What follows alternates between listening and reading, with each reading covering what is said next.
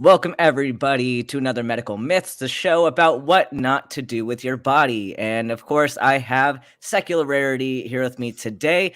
SR, how did we get to a topic like this? Well, unfortunately, there was a few weeks of my life. I thought, you know, what can I do? I don't want to go through the established medical science that we have. I don't want to go to the people that have been studying it for years.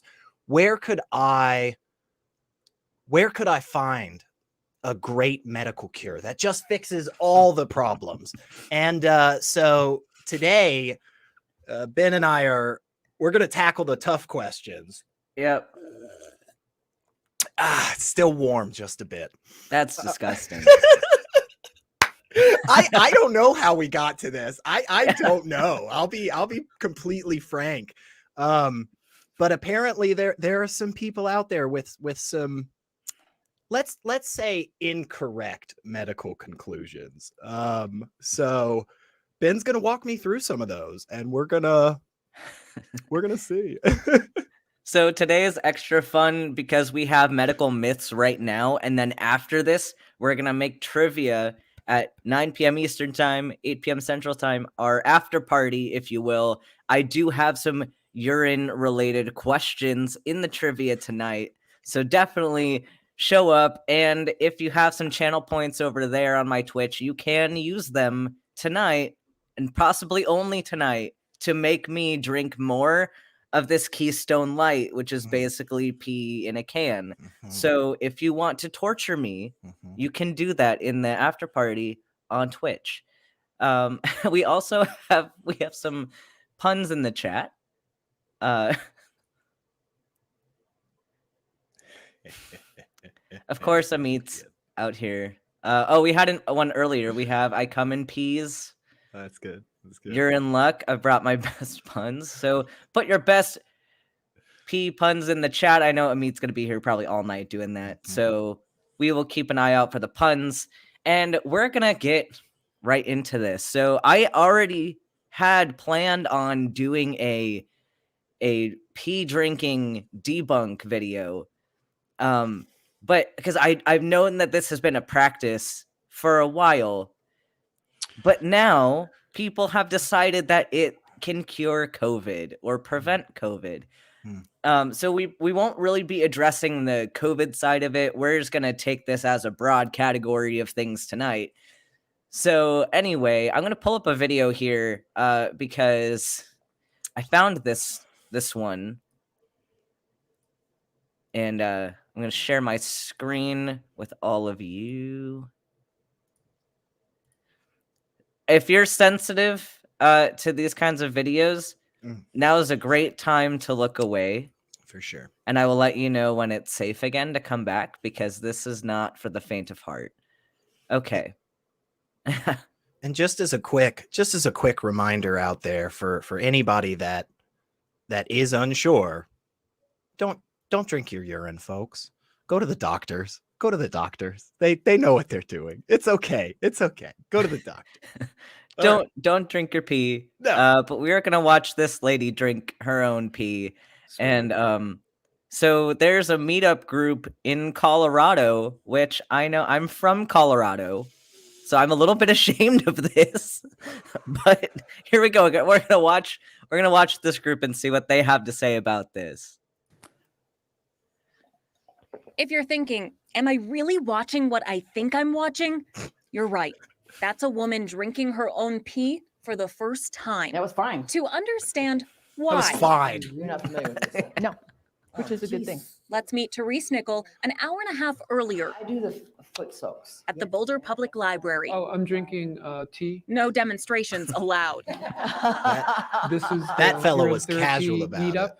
And I'm Christopher Yeah. McClure. When Wow. Western medicine didn't work, the people in this group looked inside themselves for an answer. Really big in India inside because themselves. that's where it comes from. My Chris says gosh. the ancient therapy helped the eczema on his Did you have some thoughts already on this? I have thoughts. I have thoughts. So let me tell everybody the truth, okay? I've got no medical training. I I'm what you would call a dipshit in the medical sense. When Western medicine doesn't work, Western medicine, whatever the hell that is,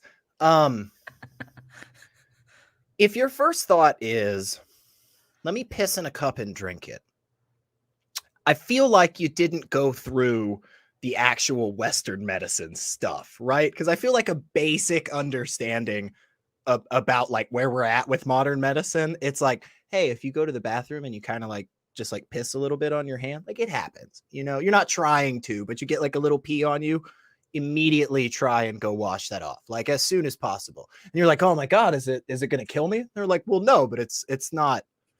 Like, it's not something that you just want around you regularly. Okay. I think I could be wrong on this, and maybe you'll help us out more with this, but I think, isn't urine like a waste thing for the body? It's like it's trying to get stuff out. Mm-hmm. You're actively undermining your own biological processes, people. Just let your body, like, would you just start wiping your sweat off and like that's just, come on. Yeah, we're going to folks. talk about the physiology of this and why it can be so weird. And Phoebe, I will address the is urine sterile because I know that is going to come up, but we'll get into that later on. But yeah, did you hear the thing that he said though about, oh, it's this practice that is done in India? So we had Amit on here a couple weeks ago, and Yes. and Great video. what is it with people just wanting to believe everything that's done in India? There's a, I mean, and we so many do this to not just India, but you know, Chinese culture and you know, the myriad of African cultures across the continent. We have this almost fetishization where we're like, oh, well, you know, the Africans do it. And it's like, well, hang on. First off, which Africans, right? This is done in India, a subcontinent that has what, like 1 billion people in it? Like, where the hell are you talking about? Where are you talking about? Is it done by the people that have no medical training whatsoever? Well, okay, but Probably, yeah. yeah. Not done by the doctors. Right, right. Because I know plenty of Indian doctors who would say that this is garbage. Yes. So. And they would be like, if we're sitting over here, you know, because none of those people, you know, not to be too offensive to anyone, but none of those people looked as if they weren't like decently well off. You know, they're well off enough that they can take a break on a frickin' Saturday to go sip their own piss, you know, casually at a library or wherever they were. But like none of these people understand anything about what's going on in India. And imagine an Indian doctor who's lived his whole life and hears these people saying, well, yeah, they just drink pee in India like it's a normal thing. It'd be like, dude, what? Do you think medicine doesn't work? Like, come on. Yeah, and Phoebe makes a great point. This is in Boulder. If you've ever been to Boulder, that explains a lot. Yeah, they got some woo and some, We got some fun stuff in Boulder. Yeah. I think before I paused it, he had said something about curing his eczema, and so now he drinks his urine all the time. So let's keep listening to what else he has to say about That's a this. pretty bold Hey, a claim. good way to start Mhm. is just like maybe one sip. Totally free Recommended. approach to wellness. Indira Gupta has been drinking her urine since 1983. That is the first thing I do. Let some part go, take the middle part, drink it, put it in my eyes, put She it on puts my it in her face. eyes. And I And- really and appreciate just that she have didn't some take chai. the immediate drops that came out. I really appreciate that. She's really trying to be, you know, logical and I just, that's so ridiculous. So she pisses a little bit, stops, grabs some in a cup, and then finishes. Like, is there And anything? then puts it in her eyeballs. Yeah. Like, why would the middle of your piss be better than?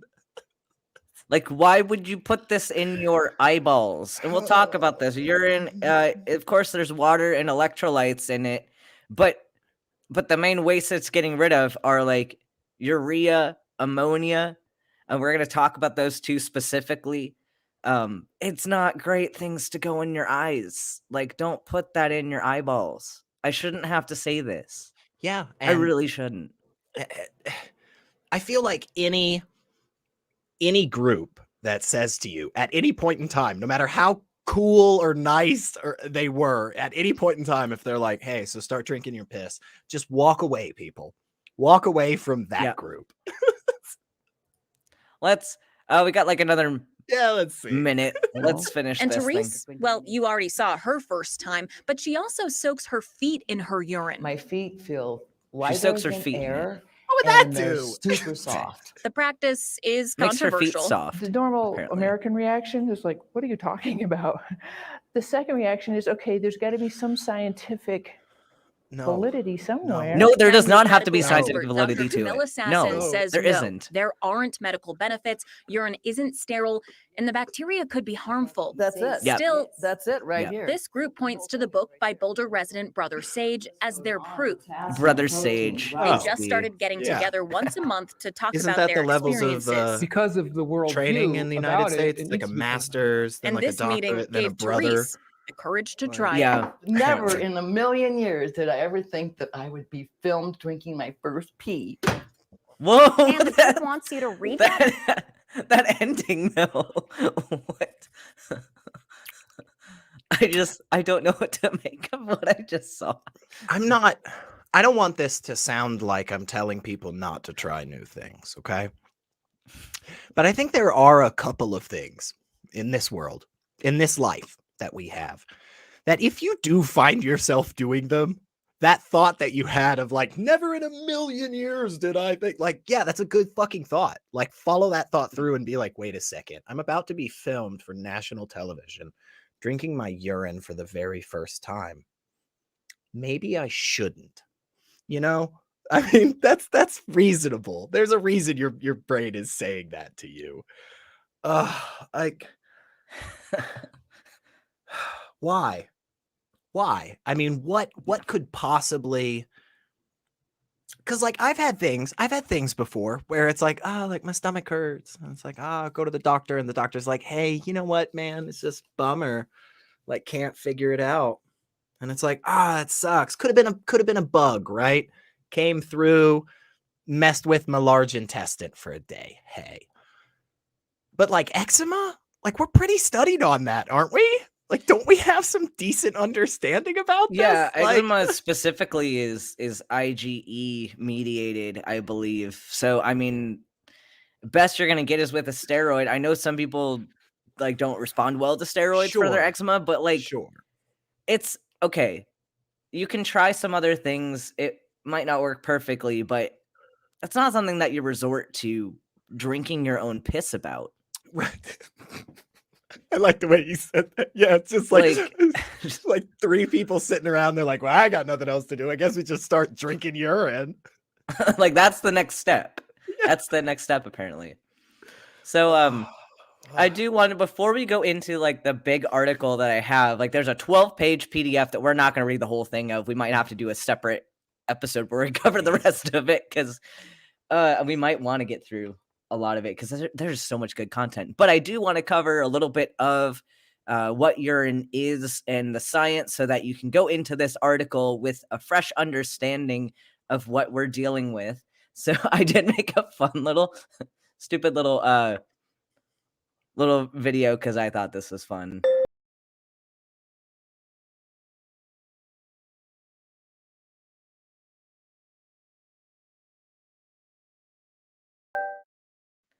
So this is a segment called Student Dr. Ben's School of Nephromancy, where we're going to talk about all things kidneys because I love the kidneys and we passed up a great opportunity to call the specialty nephromancy.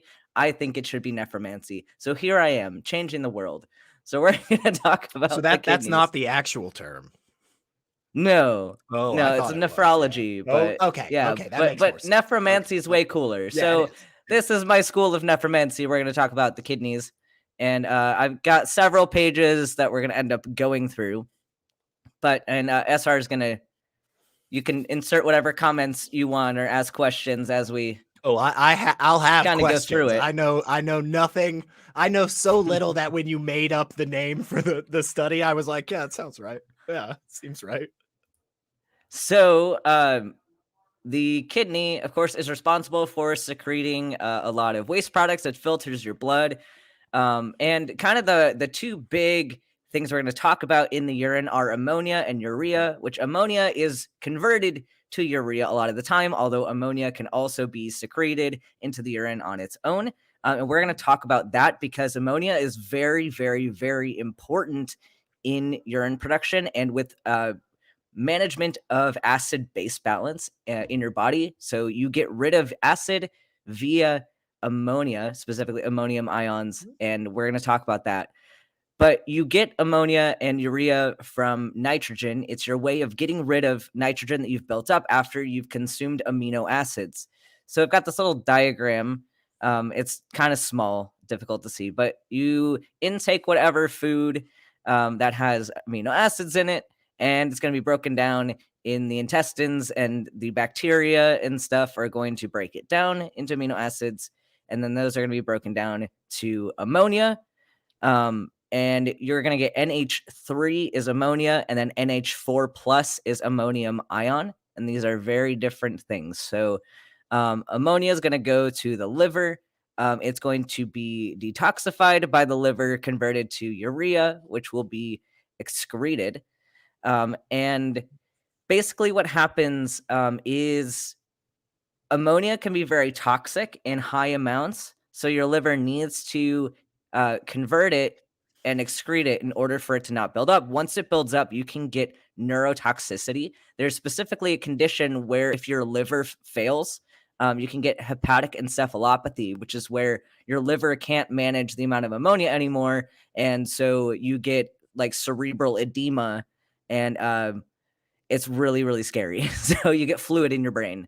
So this is why we don't want this to build up. But if you were to say drink urine, which is it's water, but it has urea and ammonia, each time you consume it, you're going to get decreasing amounts of water because your body is going to reabsorb the water, and you're going to get more and more buildup of these compounds, and you're going to overload the enzymes that are trying to detoxify it, and you're going to have it keep building up. Does that make sense? That was a lot. It kind of does. Yeah, it kind of does to me. I mean, I'll put it. Let me talk to all the idiots out there like me. It sounds like what Ben's saying is you eat and drink stuff, and then like obviously like the big foodie stuff stays in the small intestine and so forth, and then like the rest of that, you know, we're getting smaller and smaller filtration until we get down to the kidneys. Like they're kind of like the final line of defense before bladder. With getting rid of the liquid. Is that right? And if we're in that is a bunch of bad shit, and if we keep re-drinking that, we're going to have less and less of like the water and more of the bad shit that's going to build up. Yeah, and the enzymes are going to have to deal with all of this ammonia that's coming in, and it's more and more molecules to deal with. So it's going to slow down because there are only so many enzymes that you have to deal with it. And here's where I want to really touch on ammonia, because when you're producing ammonia in the intestines, there's important mechanisms with ammonia versus ammonium, and that has to do with solubility. So I'm going to pull up, I'm going to pull up a different picture real quick to make this make sense. We're going to zoom in on the kidney and kind of explain ammonia's role on the kidney and where we're going with that. I know this is a very intense lecture today, but I think y'all can handle it. So yeah, I'm learning. I promise we're getting to a point with it. I promise. Eventually. Okay, so this is a nephron. This is the functional unit of the kidney. They don't have a glomerulus drawn on here, which makes me very disappointed, because that's basically you have blood coming in through the glomerulus. It gets filtered. The stuff you don't want in there gets pushed out and into this. This first part is the proximal convoluted tubule, and then you're going to descend down here. This is the loop of Henle, and then you have the distal convoluted tubule, and then you have the collecting duct. So you kind of go along this path, and then different ions and compounds and stuff are taken out and reabsorbed, or you have some things that are put into it. And as you go along, this fluid gets modified until finally, when it gets to the end, it's concentrated and is urine and is going to leave the body. So, yeah, any questions so far? Well, I was just, I know this is like, most of my questions are never going to be worthwhile for stopping, by the way, but you said it was called the Loop of Henle? Is that The loop of Henle. That's Yep. like, that's the technical term. That is for the it. technical term, is the loop of Fucking Henle. love that. Yep. That's awesome. Like, in the middle of all of this, I know that wasn't the most important thing, but that was the part that I was like, oh, okay, Loop of Henle. All right.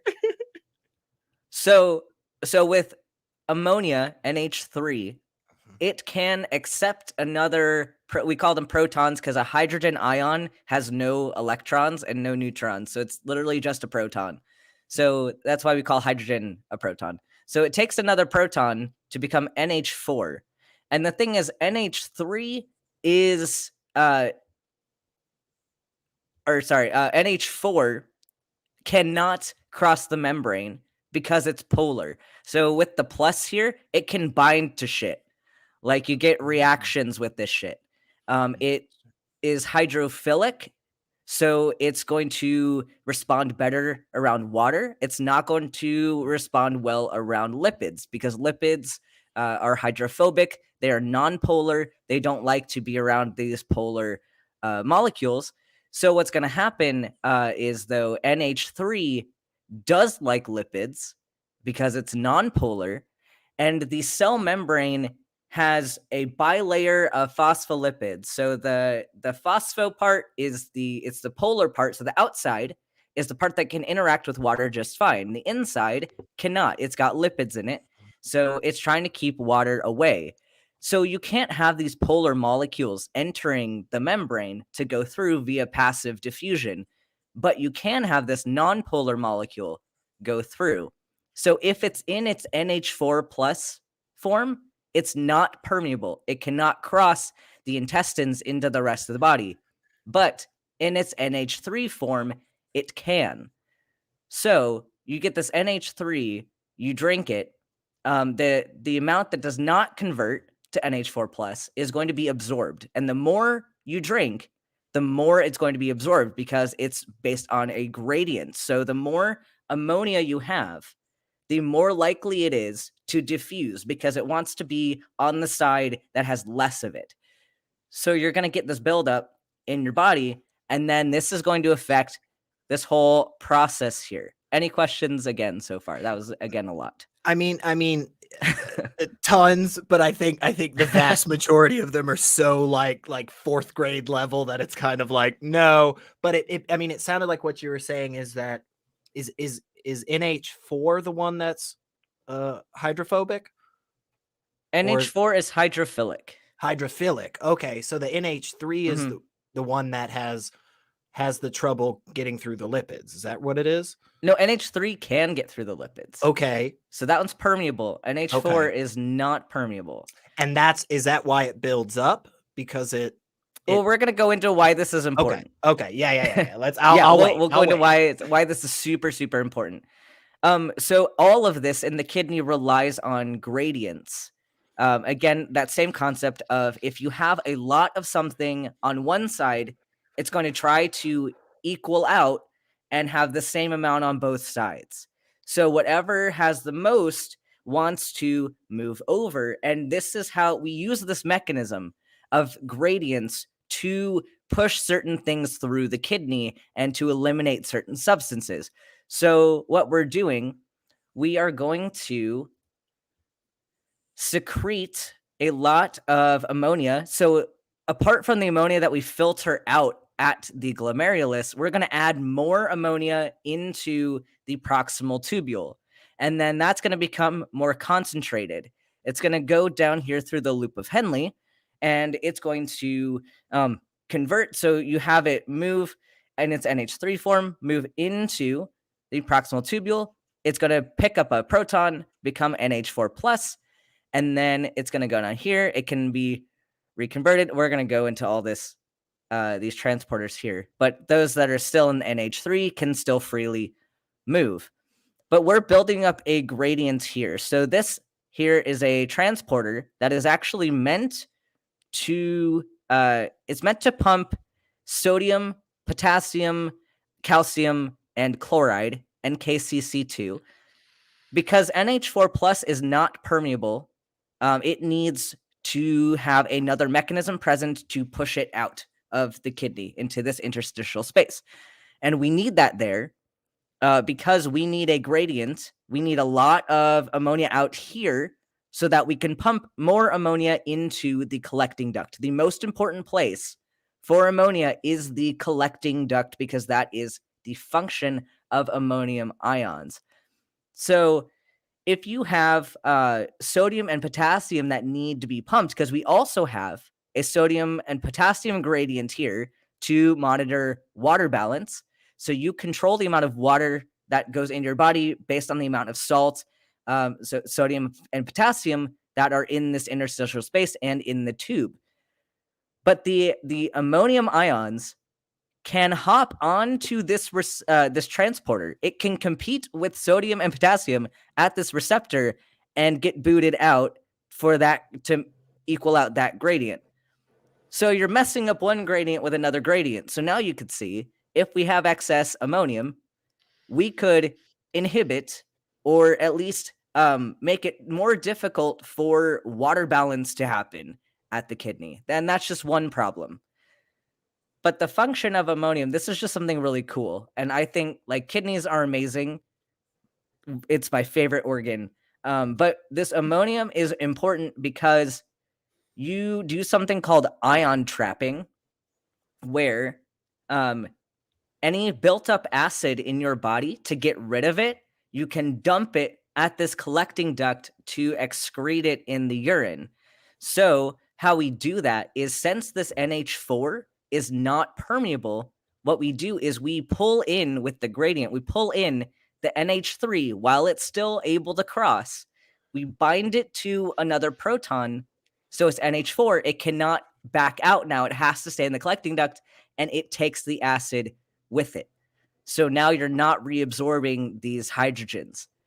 So that's And all not of that's super just relevant happening to in the this, kidney? but yeah, this is all just happening in the kidney. My God, I feel like honestly, the what was so far the biggest thing that I've gathered is just like how little I understand about the meat sack that I'm walking around in regularly. And then I guess that's kind of what frustrates me is, why in the fuck would you say, if you can't ramble off the last 5 minutes that SDB just did, and you're telling me to drink my urine to fix any problem in my body, like, I'm not fucking listening to you. I'm sorry, but you clearly don't know enough. If this is brand new to you, which it absolutely is for me, folks, like, you should not be telling people what to do with their urine. And we should be we should be okay with that. Yeah, the point that I'm getting at is, like, for people, I know we have Dr. Cross in the audience who's a biochemist who probably was totally tracking with me that entire time. Yeah. But the point is here that this is very complicated, and if you mess with something here, you can fuck up the entire system, and you can fuck up multiple systems. This is why nephromancy is a very complicated specialty, and it's fascinating. But so taking this into account, let's go through, because that's kind of the mechanism of what we're doing with ammonia. But let's talk about what ammonia buildup does to your body. So I'm going to go back kind of to the article we had, because it goes into some detail about encephalopathy. From ammonia buildup? From ammonia buildup, yeah. Oh my God. So we talked about this a little. I'd mentioned hepatic encephalopathy. Where did I put it? That's right here. Okay, this is very small print. I can probably zoom in a good bit. That's too much, I think, maybe. So you need to be able to, if we had our thing here. So we had that whole process happening in the kidney, right? So if you had something like a kidney disease and you can't filter any of that out, you can have a problem. And then if you have a liver disease, you can't metabolize that ammonia and you can't excrete it. So you got problems there. You build all this up. But what happens, exactly when you build it up. So ammonia is toxic for the brain. Gonna see if they have a list of, I think they have a list of symptoms here. Don't drink just ammonia straight. Yeah, so signs and symptoms of Hyperem and Anemia. Okay. There's fatigue, loss of appetite, nausea and vomiting, loss of strength. You'll have confusion. You might have abdominal pain or back pain. And I feel like all of those things describe me, but I could just be a hypochondriac, but yeah, so basically, I mean, the biggest thing to worry about is like inflammation of the brain. But if you think about this as well, if you are, there's a lot more diagrams here that I don't need to show y'all. So think about something else. A lot of these people who have medical conditions, so that's a healthy kidney.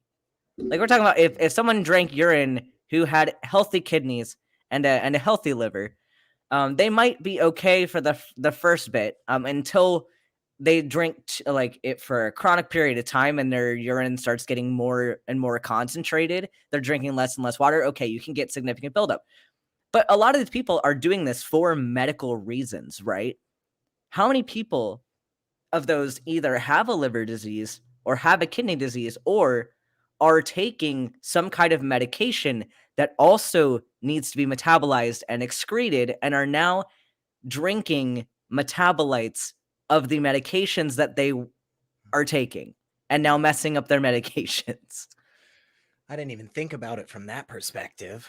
I just thought about it from like the general bad stuff that our body's trying to get rid of. But yeah, if you're taking medicine that's been prescribed to you, I mean, not all of that is going to get absorbed, and you're just going to be putting that right back into your system. Would it be in enough concentrations in your urine that it really could mess up your prescription and so forth? I think it depends on the drug and depends on what Okay. metabolites are Yeah. made of it. Yeah. But it's still not something to risk, not something to go for just because some jackass at a library told you that it was Yeah. right. And something else here, something really big to consider. I don't think I'm going to go into much detail on this because it just adds a whole nother layer of complicatedness to this thing. But urea and a common measure of kidney disease is the blood urea nitrogen, and especially the ratio of the BUN to creatinine in the blood, which the kidney, of course, I just demonstrated, is very important for a lot of things. But dehydration, which you could be getting in this case, and this is also something related to if you were to drink your urine for dehydration purposes, which is also not recommended because dehydration can also lead to kidney failure. So you're taking in urine and you have now a higher level of these compounds that need to be filtered out. The kidney has to work really hard to filter it. You can cause damage to your kidney. Your kidney is not going to work as well over time. You can cause a chronic kidney disease and then lead into, if you keep drinking the urine while you have the kidney disease, lead into encephalopathy and those kinds of fun consequences. So really, really dangerous. But you can get kind of similar effects to high levels of ammonia. You can get the neurologic complications, but it's super dangerous. Maybe I'll do a whole other video about uremia and all that stuff. That's a whole nother can of worms. Yeah. But that's kind of the scientific gist of what's going on. So let's look at the urine therapy itself and talk about what they're telling us. It's a really dumb question while you're doing that. But Yeah. and I'm sure that this was just done for the diagram purposes, but does like after, okay, large, small intestine, go to the liver, go to the kidney. Does it go to like one kidney before a second kidney, or does it like distribute no, it just goes equally? to one. It goes pretty equal. Well, it goes pretty equally, but like, I mean, it's not gonna, one molecule is not gonna go to both kidneys. Well, probably. yeah, It's just gonna go to one kidney. Yeah, okay. But it's good, but filtering out through the liver, it's gonna distribute pretty equally to both kidneys. Yep. Interesting. Interesting. And do you know, just real quick, asking for a friend, price of a fresh kidney on the black market? Just Probably very expensive. okay. But yeah, let's get into this article as much as we can. This is a long article, and I'm gonna have to zoom in because it's very small. So this it says guide urine therapy. So we don't even have great grammar starting off, which is fabulous. You're not gonna convince me to drink my own piss unless you can properly form a sentence, people. I'm sorry, but okay. Yeah, so they're saying urine consists of 95% of water, 2.5% of urea, and remaining 2.5% is a mixture of minerals, salts, hormones, and enzymes. I mean, the hormones, arguably, you're not really going to get whole hormones. It's going to be metabolites of the hormones, but they probably don't know that. Only urea, the substance after which urine is named, can be poison. That's a lie. I just demonstrated that's a lie. Yeah. I mean, but also like, I feel like that's not a great way to start off a 12-page document about convincing people to drink their piss. The second sentence says only a very huge part of this like is poisonous, and it's like, Yeah. Wait, what? Okay. Yeah. So, however, apparently that's irrelevant in the practice of drinking urine, as urine is not immediately put back in the bloodstream. No, it is not. The urine itself is not put back in your bloodstream. But again, I just demonstrated the diffusion mechanism of ammonia into the bloodstream. I don't think urine in my bloodstream is my problem here, bro. I don't think that's my main contention. It's up there maybe, but okay. Well, in small amounts, urea gets back in the body. It is purifying and clears up excess mucus. No. Where is that? Ben, off the top of your head, is there anything that you can think of that's considered poisonous that in small amounts like really is actually beneficial in a way that we don't have something better that isn't harmful? Like I know people. Yeah. Go ahead. Well, I mean, there's some medications that we do this with, like snake venom is often used for anticoagulants. Okay, but we're adding shit to it. Like we're not just giving people. Yeah, we're not just giving people straight snake venom. Oh no, we are isolating out the compounds we want, and we're titrating it to a proper dosage that's helpful. Okay, so we're not just putting snake venom back into your body. So that sentence was bullshit that we just got through. That sentence they just had there is just garbage. And I would need a citation for it being purifying in any way. And I don't even know what that means. What is that? Like, there's no context in, like, apart from, I actually don't even know a time in medicine where we say something is purifying in the body. We have distinct mechanisms for how compounds work. Fuck it. I mean, this guy sounds like he knows what he's talking about. Genius. Yeah. So here's a big problem, and I did want to address this. Urine is entirely sterile after secretion and has an antiseptic effect. No, this is false. This is demonstrably false.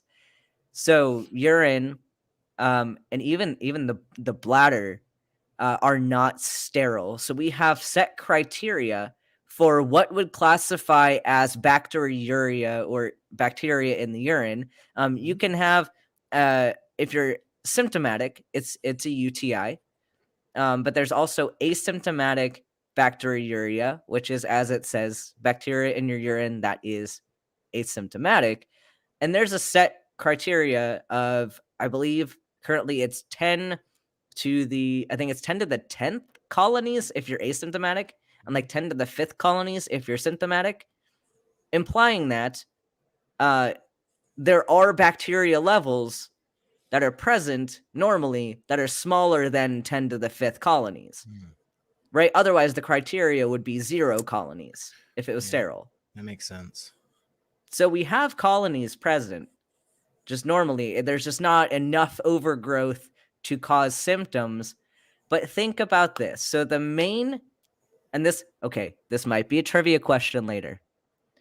The main bacteria that can cause UTIs are usually bacteria found in the digestive tract, So we're talking the primary one is E. coli. There's also Proteus. There's also Klebsiella. A few other ones. Those are the kind of the main ones. They're all gram-negative bacteria, but they, that a lot of them cause food poisoning. I'm not saying that to be related to anything except for maybe a trivia question later. I will reward people paying attention. I don't know what part of that is going to be the trivia question, but I just literally wrote down like a paragraph and a half of information. So I'm trying to get a leg up. So we have all these bacteria, right? And these people are saying that number one, you should drink them. And we know what E. coli does in high amounts. It can cause GI infections, right? So like you get food poisoning from E. coli, right? So drinking E. coli is usually not very smart. Yeah, that would seem bad. Now I'm not medically trained, but that does not seem high on my priorities list here at the moment. Also, putting E. coli in your eyeballs oh God, is generally not a good idea either. You know, I seriously, I don't know about anybody else watching, but my brain had like blocked that we had watched that because that was so upsetting to think about that she does that on a daily basis. It's like what she does when she wakes up. Like it's her skincare routine. Oh my goodness. Oh, so please. and then also thinking about this, I mentioned Klebsiella. And Klebsiella is known also for causing pneumonia, and a very lethal form of pneumonia, one that will make you cough up like congealed blood. It's really disgusting, and it kills people. Klebsiella is a bacteria found in urine and urinary tract infections, and this wouldn't happen to everybody. But have you ever had a time where you're drinking something too fast and like it goes down the wrong way and you cough a little bit? You've now introduced Klebsiella to your respiratory tract where it can cause a lethal pneumonia. So maybe also not a smart thing to do. That's bad. It does sound like you're saying to me Klebsiella, which sounds like a place I would go on like a fun weekend out somewhere with people. It'd be like, hey man, what are you doing? Let's go to Klebsiella, man. But you're telling me this is a bacterial thing. It's not a good thing. It's not a good thing. Okay. It's arguably maybe one of the worst pneumonias you can get. But Brainbug, I am actually saying which orifices you should and should not put E. coli in. Preferably none of them. Yeah. Preferably none of them. Yeah. Do bugs pee? I know this is. that just came to my mind. I don't. We'll figure this out later, folks. But that just popped in there. But anyway, don't drink urine. Anyway, there's my soapbox about bacteria in the urine. So then he talks about the liver and detox. I'm not going to read a lot of this word for word because I have one point that I want to point out, which is it says that the liver removes poisonous substances from the blood. Isn't poison something you ingest? Not is that not a bloodstream thing? There is criteria for poison. I'm pretty sure that is correct. Yes. Okay, I thought so. And if we're wrong, please somebody tell me. But again, I feel like if we're on paragraph 2 and you're fucking up English words this guys, like I'm not going to be drinking urine. So yeah, and then the next paragraph, I mean, he just says that it's not a waste product. It's vital. I don't really care much about that. Vital to what? He doesn't specify. Does not specify. Okay. Let's read. This is a chunky paragraph. Let's read it. Why not? And I don't know if I'll have much to react to about. I mean, we can react to it, but it kind of speaks for itself. So, human urine has strengthening and curative characteristics concerning many deficiencies. A mixture of potato and sulfur powder mixed with heated old urine helps against hair loss. One should rub this mixture into the scalp. This slows down loss of hair. All kinds of throat inflammation can be helped by gargling with urine, to which a bit of saffron has been added. Trembling hands and knees can be helped by washing and rubbing one's own warm urine. I love how it has to be warm. Into the skin directly after one has urinated. and universal, an excellent remedy for all distempers inward and outward. Drink your own water in the morning 9 days together, and it cures the scurvy. Makes the body lightsome and cheerful. It is good against the dropsy and With dropsy is like an old-timey like medieval word for edema, which I find it to be a hilarious Wow, term. kids, you got the dropsy and the whooping The cough. dropsy, yeah. Just take a swig of this here urine, you'll be just fine. Yeah, wash your ears with it warm, and it's good against deafness, noises, and other ailments in the ears. Deafness. Wash your eyes with your own water, and it cures sore eyes. Hold on, you're putting a basic solution in your eyeballs and saying it'll treat your eye soreness. It's just how in the fuck is there any single thing that does all of this? This isn't even the whole paragraph yet, people. We've already hit some radically different things. Like, again, I'm a dipshit who doesn't know about the body and medicine, and even I know the things that this thing is pretending to cure. Like, there's how do you do that? Oh no, he's telling you to wash infections with it. Wash any Oh my green wound with it, God. and it's Any an green extraordinary- wound. Oh my God. And I mean, if we're talking a green wound, we're probably talking like Clostridium or like Oh my God. Streptococcus and crap that'll give you like gangrene. Like, we're talking gangrene here. No, please don't. Wash any part that itches. Just anywhere. Anywhere. My shoulder kind of itched when I woke up this morning. Like, I better splash some piss on it. More than any other method, urine therapy represents the principles of natural medicine. It's a specific medicine for anyone who is ill, even if you have kidney disease or liver disease, like we mentioned, is really bad.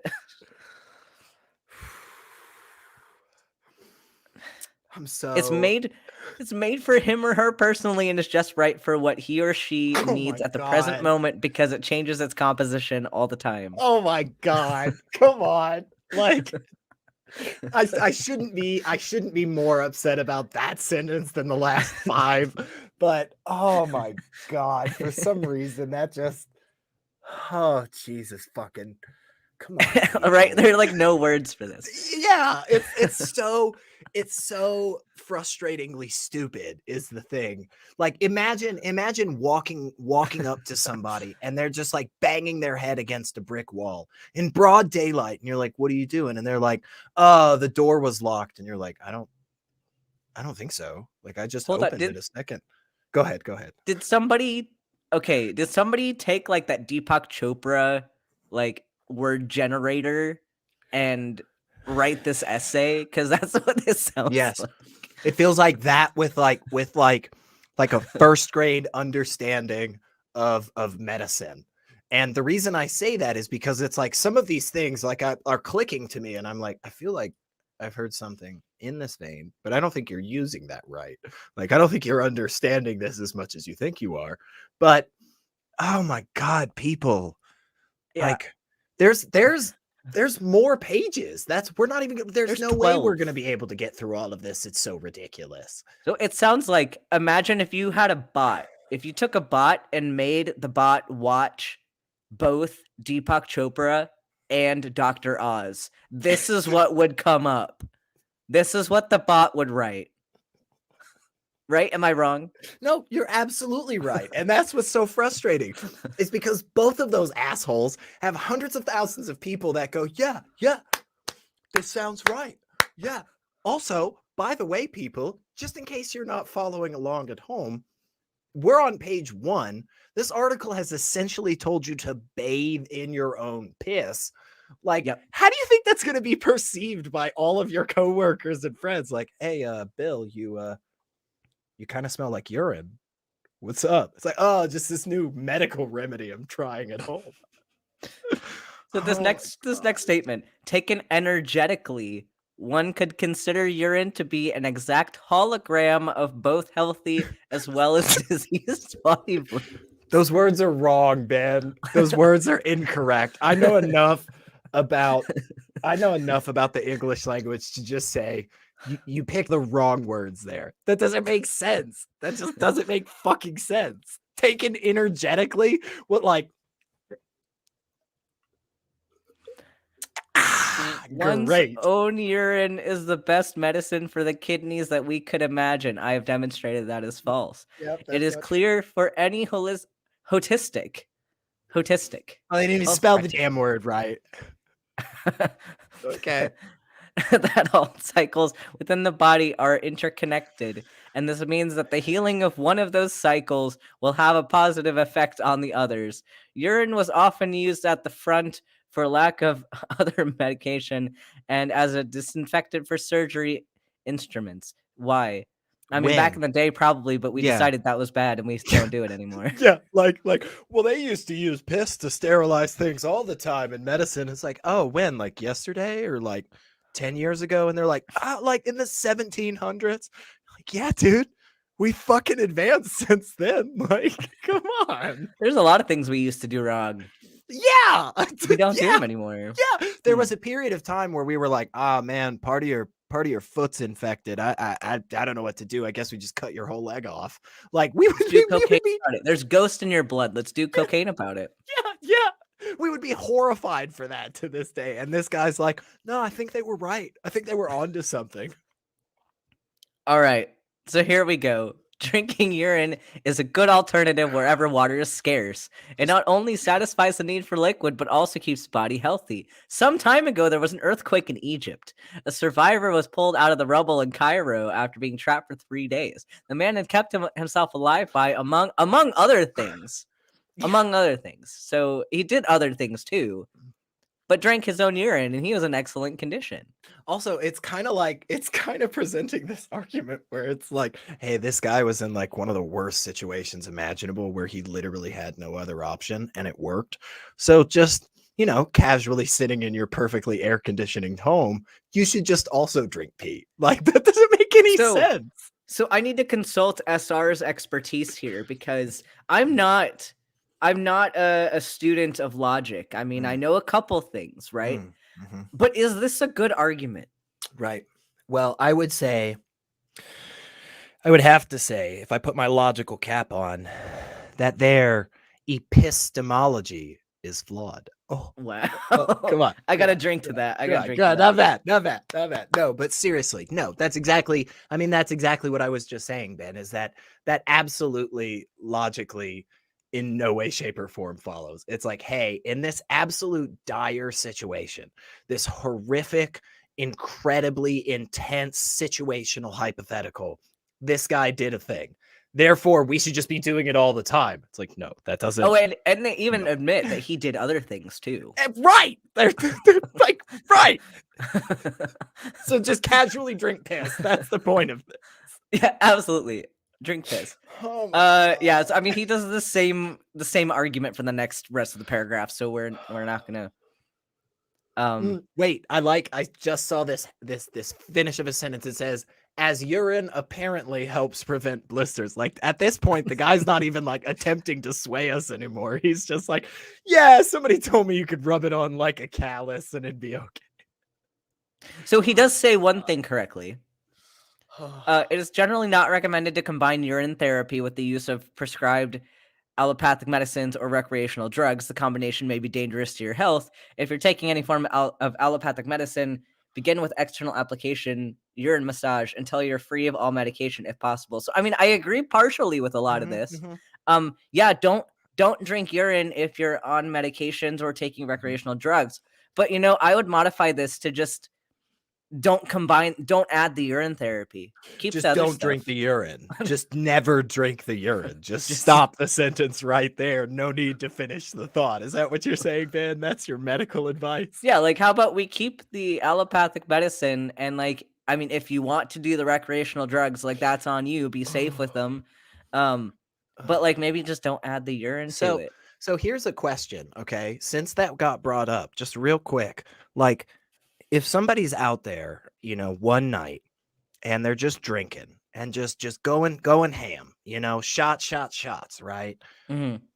If they drank that piss after Mhm. like a couple of hours, would they get more drunk from that? Is that Probably not, because ethanol alcohol- is metabolized okay? Okay, it would by have been 3 different pathways. okay. But if you had somebody who was a chronic alcoholic Okay, and they started drinking their pee and they had cirrhosis, okay. we're leading to hepatic encephalopathy. I mean, we So- were anyway, but yeah. now more so. But you're saying if I wanted to get drunk from my own urine, I'd both have to start drinking a lot more of alcohol and also start drinking my urine. Is that what you're saying? Possibly. We I'm could not I gonna- mean, we I'm could not gonna do experiment that. with we could Yeah, do an I'm- experiment with this. Yeah, I feel confident I'm not going to do either of those. Okay. Like if you want to try it, but I do not recommend that. Oh, Okay, so let's look at what this urine therapy entails. So, urine therapy consists of 2 Please. parts: internal application, drinking urine, and external application, massaging with urine. Both aspects complement each other and are important for optimal results. The basic principle of urine therapy is therefore quite simple. You drink and massage yourself with urine. Even so, there's a number of different ways to apply urine therapy. After your initial experiences, you will be able to determine. Throughout the civilized world, blood and blood products are used in the medical world without evoking repugnance associated with urine, because this is different. Are you just like splashing people with blood at the doctor's offices, Ben? Is that Like, well, he's talking about fresh frozen plasma and packed red blood cells and white blood cells and other blood components. We use those when people run out of blood. That's Yeah. a problem. completely separate thing? Not you're not just massaging blood into people sitting in a fucking doctor's bed or anything. Like you're like, oh my god. Oh my And the thing God. is too, like when you get rid of blood, you go into hypovolemic shock. And the thing is, that's something that we could cause with urine therapy, because essentially you're leading to a pre-renal azotemia, which is urea buildup in the bloodstream due to an inability for the blood to reach the kidney to get filtered. So usually that's It's a something with bad the thing. blood, or if you have a blood clot in front of the kidney to where the blood can't get to the kidney. Anything that causes blood to not get to the kidney can cause a pre-renal azotemia. Or if you increase the amount of urea in the blood so that it's not as easily processed by the kidney, which what we're doing in urine therapy. You're adding more urea to the equation, you're going to have a higher amount of urea causing a pre-renal azotemia, especially if you already have a kidney disease. So, not great. It's literally the sentence in this paragraph that says the basic principle of urine therapy is therefore quite simple. You drink and massage yourself with urine. I'm Yes. out. Like So, no. So let's talk about the logic here, like, and the rhetoric that he is using in this paragraph, saying that we use blood products and we're not repulsed by it. So why are we repulsed by urine? He goes on to also say that we're not repulsed by breastfeeding or by drinking Cheese. dairy products or Mhm. eating cheese. Mm-hmm. What kind of fallacy is he making here? It could be, just jumping into it, it could be the oh gosh, I'm trying to, equivocation, where Mhm. basically he's saying that one thing is the same as the other. He's saying without any other there's no other qualifying factors between blood and urine. But also it could be, oh gosh, there could be a few different ones. I mean, the naturalistic fallacy could be in play depending on how we're thinking about it. But this is one of the arguments that often comes up in these places, is basically what this person is saying is like, well, piss is natural. Like piss is part of nature. So like nature's good and like do nature things. Nature. And it's like, Do wait a nature second. things. No. Like tigers viciously rip apart their prey in nature. Does that mean that's what I need to do to eat food? No, absolutely not. But there's a couple of other points that they're playing on. I mean, one thing for sure that they're doing is they're playing on people's emotions. I mean, they're constantly just real quick pointing back to, you know, oh, but don't you feel bad? Like, hey, you went to a doctor, right? And like the doctor like did stuff, right? Like they looked, but don't you like still feel bad? Like, come do my thing. It makes you feel better. You'll be so much happier, you know? There's a lot of that's going on in here, but for sure, I mean, the idea that something is simply natural, therefore we should just fucking do it, no question. Like, no, that's why we have medicine, people. Like, yes, was tree bark helpful for aspirin? Absolutely, but tree bark is not aspirin.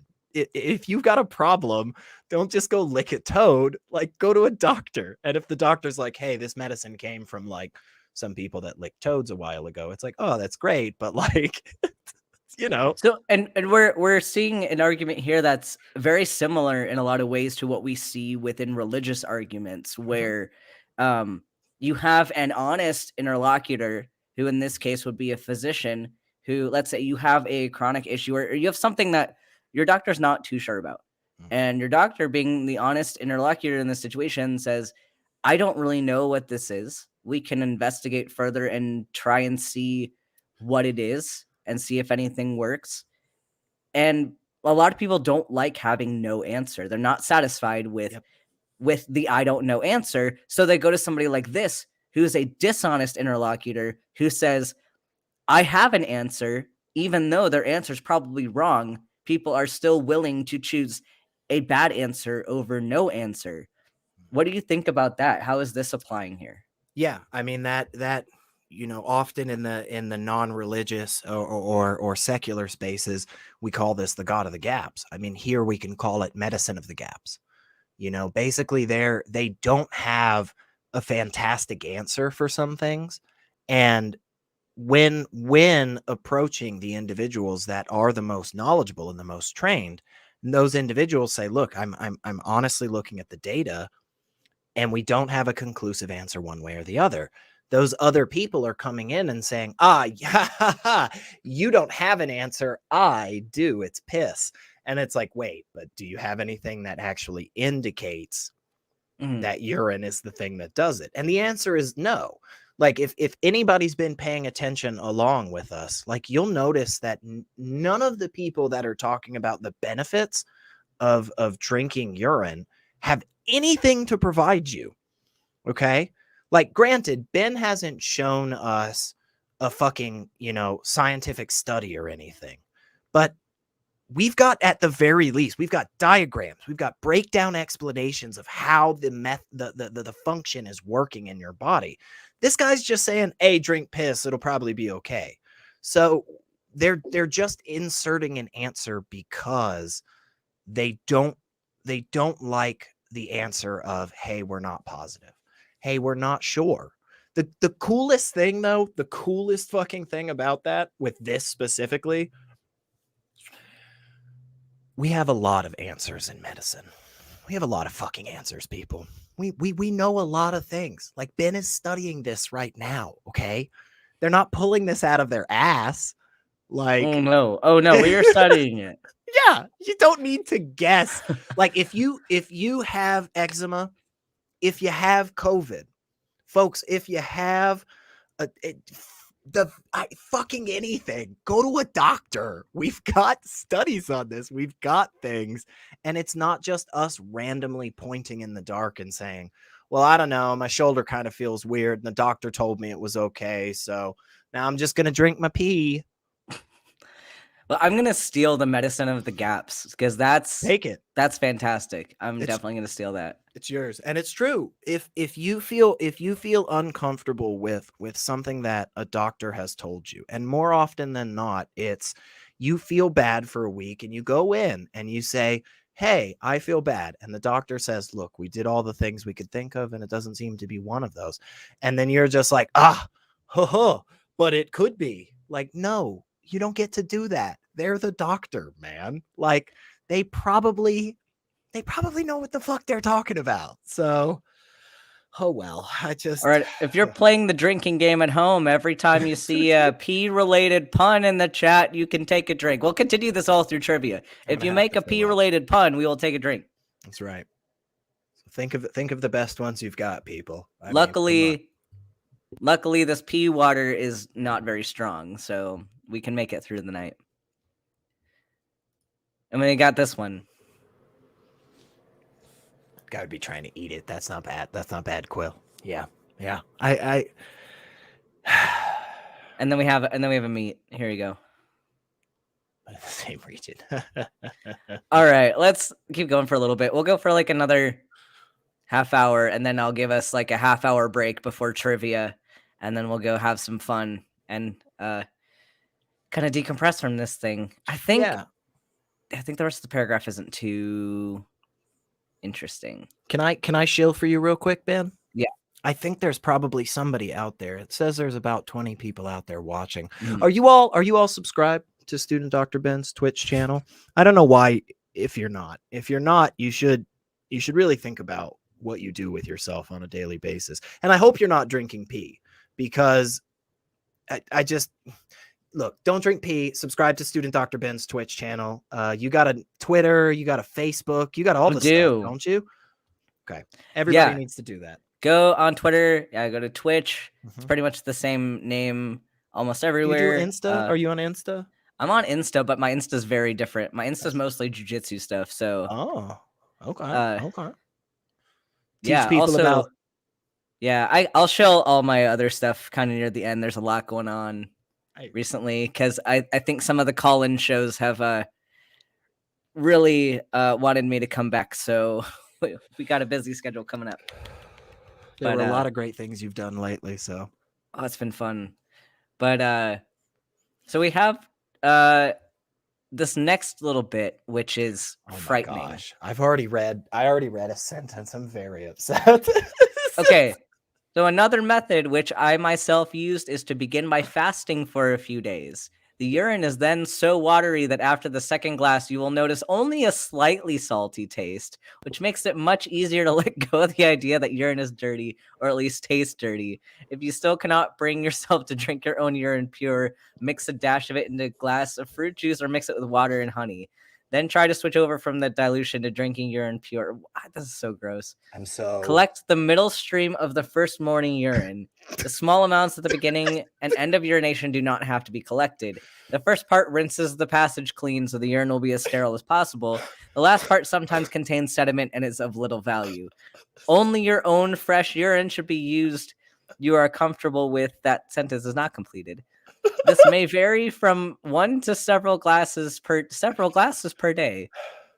If you drink your urine not only in the morning but later in the day as well, the urine from approximately 1 hour after eating is usually the best. Do not eat up to 30 minutes after drinking your own urine.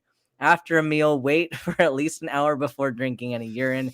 A higher level of hormonal discharge takes place at night when the body completely relaxes and restores itself. Morning urine is therefore the most rich in vital substances. No extra diet restrictions apply if you drink 1 glass of morning urine per day, but a diet low in salt and especially animal protein is preferable and will ensure that your urine tastes and smells milder. However, if you drink urine several times a day, a diet low in protein and salt is essential. A lot of fruit and vegetables are also recommended. Yeah, I mean, animal products have nitrogen. You don't want a higher nitrogen burden. That's reasonable, but like maybe just don't do this at all. Oh my nitrogen burden. Oh my God.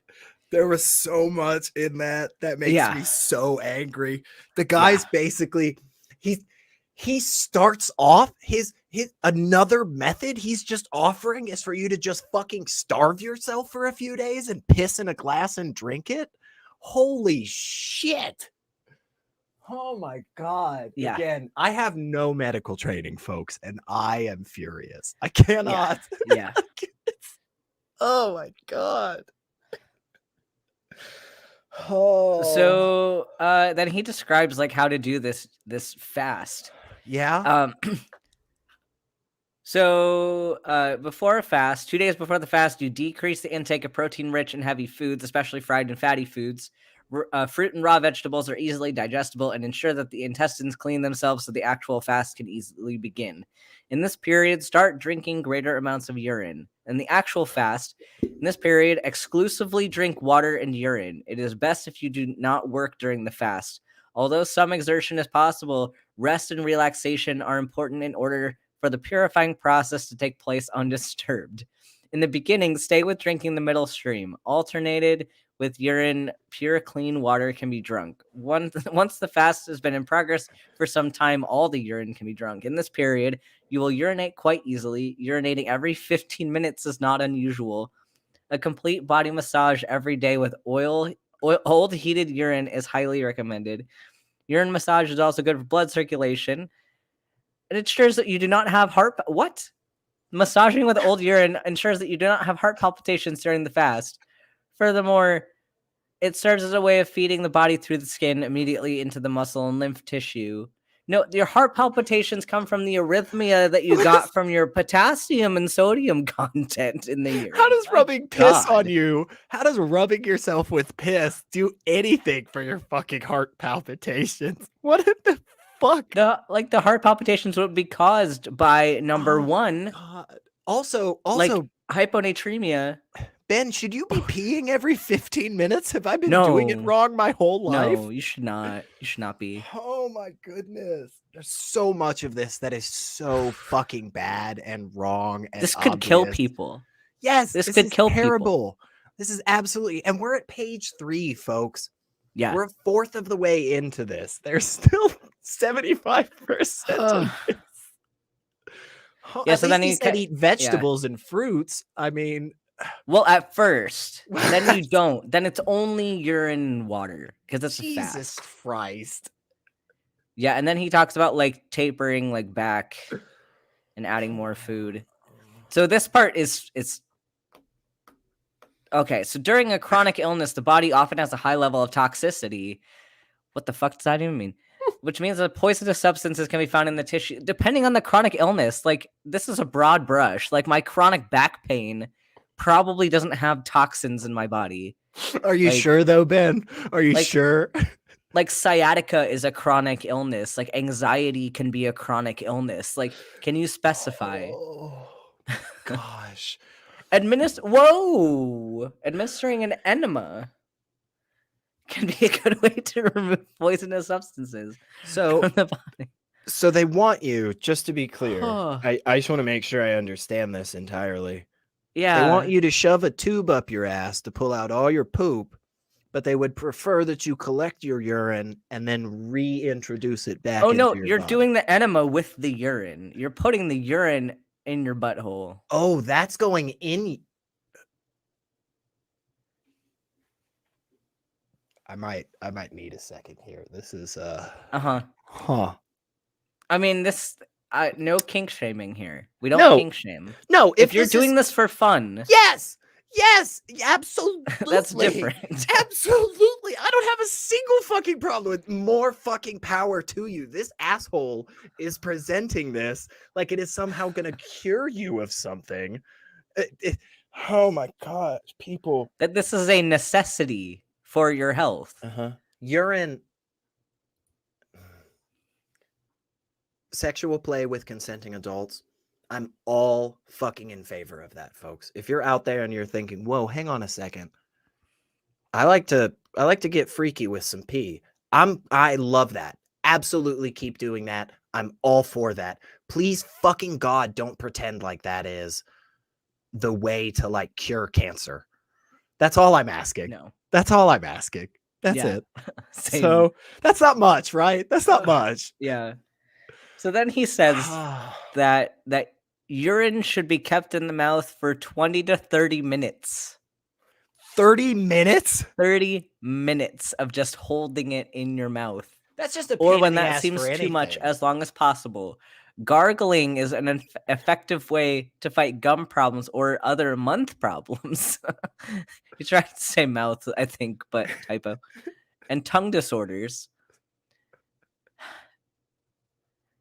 Yeah, no. And then he talks about putting it in your eyeballs. It honestly, it's at this point, I really feel like what I'm imagining is there are two people sitting there and one of them's like, hey, how do we get people to drink their piss? And they're like, I don't know, tell them it's good for you. And then it's like, okay, well, like, what could it be good for? And they come up with like a list of like one or two things, you know? And then at this point, they're just like, I don't know anything else medically. Like, what else like could we fix? And it's like, I don't know, your back hurts, or put it in your fucking eyeballs, or I don't know. Like, because this is Right. absurd. How in the world would urine be able to do all of this? Even if it could do any one of these things, how would it do all of them? Taking a drink for that one, The Amit. P is silent. Damn. God, that's good. That's good. Damn. Yeah, this is absolutely ridiculous. So, Oh my gosh. this might be like the last page we Mhm. go over, Mhm. and then actually, you know, might be able to get through page 5 Mm. because this is the bottom of it. Yeah, Let's do it. we can do one more, maybe. Painful, burning, and tired eyes can be relieved by applying a few drops of fresh or boiled urine to the eyes. Eye Boiled? cups with urine are also quite useful. Yeah, boiled. It is sometimes wise to dilute the urine used for eye drops with a bit of water. Eye drops are very helpful. Whoa! Helpful in cases of conjunctivitis, which apparently you're not causing by the bacteria in your urine. Irritation due to wearing a contact lenses can disappear or be relieved. Wait, so instead of taking out your contact lenses, Right. instead of just not wearing them, Right. you can Right. put urine on them. That seems the obvious. That seems the obvious choice, folks. Which, like, I wear contact lenses, Me too. and I have for a long time. Yep. And anyone who wears them will know if you put anything foreign on those, it hurts so bad. Oh my god. Absolutely. Are you kidding me? I Like, ate even hot, tap water hurts yeah, so bad. I ate hot wings like 5 hours one time before taking my contacts lens out, and I was like, oh my god, this is the worst thing I've ever done. Imagine just dunking your whole fucking hand in a jar of your piss and then just letting it's very frustrating. I gotta be honest. Like, Yeah. and again, I don't know anything about medicine. I couldn't possibly imagine actually studying medicine and just being like, you're not using that term right, you know? Regular Oh, treatments may improve eyesight. how? I don't know. How would it would reshape your fucking eye? It would reshape the fucking lens? Apparently. How would it Apparently. do that? Apparently.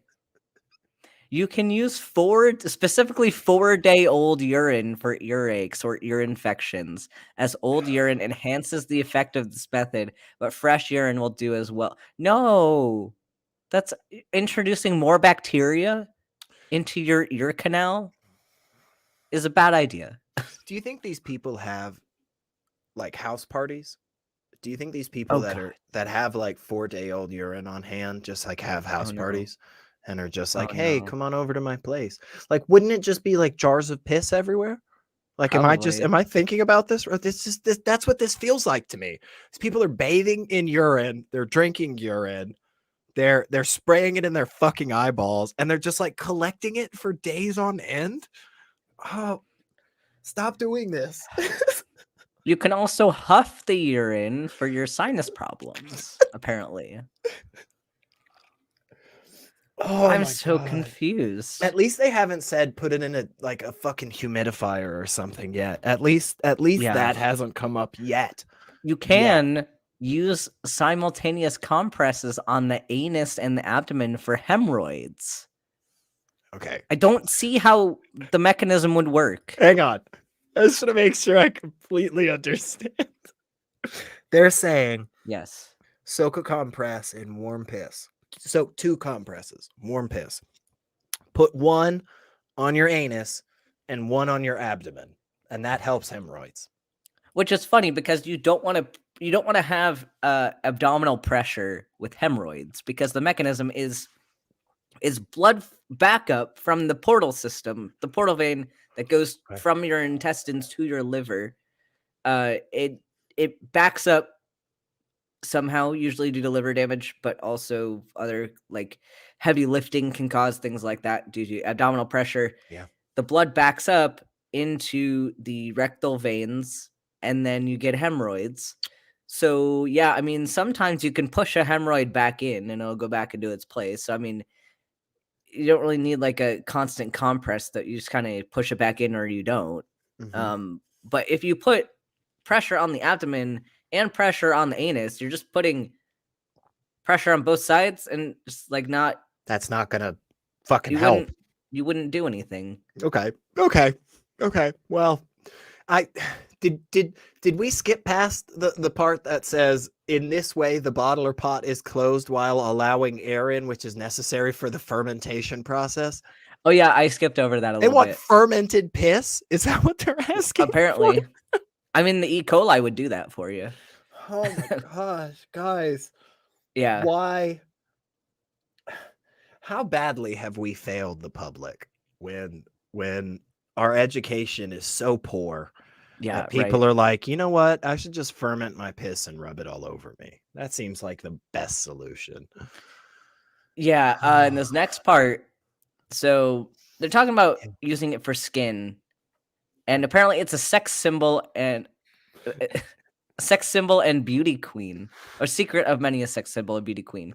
Yeah, bathing in your urine, definitely. Every model that you've ever seen bathes in their own urine. That seems right to me. I have absolutely no reason to believe that it's true, but you know what? It feels right. So I'm just gonna go with it. I know that I this is so off topic, but this is the only thing that I could think of. Like in like Civil War times, the brass buttons that were worn by individuals, like they would get real dirty and rusty. One of the best ways to keep them nice and shiny was to like soak them in piss. I'm just not positive that even that is the best option. Like, I guess that kind of works. I still feel like there's a better option. It's a base. Like, yeah, you could theoretically. Right. But there are so many other things that we could do, and it's not pee. And I feel like if you ever get to that point in your life where you're like, okay, I could literally do anything else. Or I could use pee. It's like, do the first one always. Like, just do the first one always. Yeah. Like, so I kind of, maybe we'll touch on one last point and then we'll kind of start wrapping it up. But I wanted to draw attention to the fact that he says you should use it as an aftershave. If you cut yourself while shaving, or you have your pores that are open from the shaving process, you're introducing, number one, a base. It's got ammonia. It's a base, a basic solution, which would probably be very irritating. And secondly, you're introducing bacteria into a skin wound, which is not great either. Like, you can get cellulitis. You could even get sepsis. Like, I'm so frustrated by this. It really is. I get it. Again, I get it, at least in some sense. Like, we all like to seem like we know what the fuck we're talking about, right? Like, we all like to be smart. We all like to, answer the questions right. Guys, look, let me tell you, it's okay not to know stuff. It's okay. It's okay that there are people out there that have spent years of their fucking lives learning way too much about kidneys. That's fine. Because the renal boards, like, to become a nephrologist, nephrologists are some of the smartest people in the field of medicine. Like, you saw, like, what we went through, and that's just like scratching the surface barely about nephrology. Like, these people are like, because there's math that goes into that too. That's a lot of math. These people are brilliant. Like, you cannot, like, we did practice questions from the renal boards when I was on internal medicine. My God. My God. Yeah. And that's fine, people. That is so it's great, actually. You should be excited that there are people out there that wake up on their own. Nobody tells them, but they're just like, I like trains and I want to make sure that trains are safe and that they run well. There are also people out there that just wake up and they're super excited about kidneys and like livers and let those people tell you what the fuck is going on. It's okay. Like, I get it. You have something wrong with your back. Look, my shoulder hurts. That's not a fucking joke. Like, it hurts right now. What did I do? I don't know. Could have slept on it. Who knows?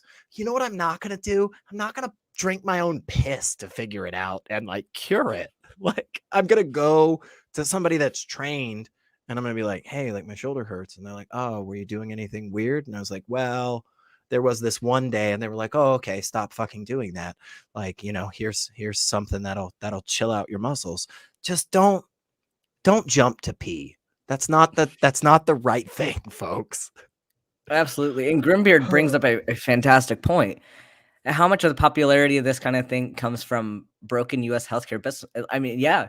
And there's also access to education, access to peer-reviewed studies, because think about the paywalls. If you wanted to read a study, unless you have access through a university or if you have access through paying for it, like most people don't have access to that kind of thing. And Dr. Oz is free. Like this PDF is free. So this is what they have access to, unfortunately. So we do need to fix that and get people to prioritize education and be able to have access to it. And I think that's why SR and I are so involved in these call-in shows where people can ask their questions directly and talk about it with people who maybe know a little bit. So and that's what we should all do when we're in those places and we're in those moments where we recognize that there's something that's amiss. We recognize that there's something maybe that just isn't right. We go, gosh, what do? We go to the people that have fucking knowledge. That's what we do. We go to the people that have spent years studying this shit and can explain the mechanisms 3 times over to you. Like, don't just find the person on the side of the road who's shouting something and seems confident about it, you know? It's nice and warm because room temperature is bad apparently. But yes. Psoriasis over. All right. So what you got going on, SR? Oh, what do I have? Upcoming. I'm not sure anything exactly scheduled. You can always find me hanging out over at Your Friendly Neighborhood Atheist. Ethan Michael's a wonderful person. Student Dr. Ben was actually on there just the other day and absolutely crushed it. You got to go see that, fun y'all. show. That was a fun show. Yeah. You and Richard are just, y'all worked so well together. Every so often, I'm hanging out over at the nonprofits put on by the Atheist Community of Austin. Absolutely great show. I'm always so excited to be there. But yeah, I mean, you can just find me randomly flying around places, bugging people and acting like a silly person like I do. But subscribe to all of SDB's stuff. I mean, seriously, if you honestly aren't, like, you really need to think about what you're doing with your life. You're way too good at shilling. Well, it's true though. I mean, it's true. Come on. Like, I'm not saying it because it's BS. I'm not going to put out some free bullshit 12-page PDF on this. I'm just going to say it every chance I get. Like, did you see the man on the Sunday show with Shannon Q? I mean, oh my God. I mean, he was a dork. I don't know about him. It's crazy. It's crazy good. But yeah, I'm Ben. I'm always just so fucking excited to be hanging out with you and learning stuff.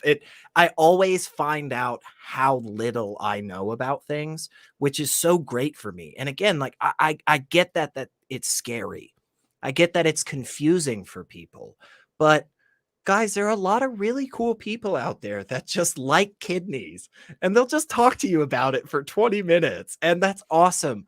Listen to them. Listen to them. Stop pretending that you know what you're talking about and just listen to the people that are knowledgeable. So, and no, this is actually not urine. I'm sorry to break everybody's, fantasy, but we planned this to make it look like urine. Yeah. But if you want us to drink more drinks that look like urine, we are going to trivia in about a half hour on my Twitch. I put the Twitch link in the chat, so all of you can follow over there. 30 minutes, we'll have a little break, go get something to eat, go take a piss, do whatever you got to do. Meet back over there. We're going to play trivia. Everyone in the chat can play trivia. It's going to be a fun time.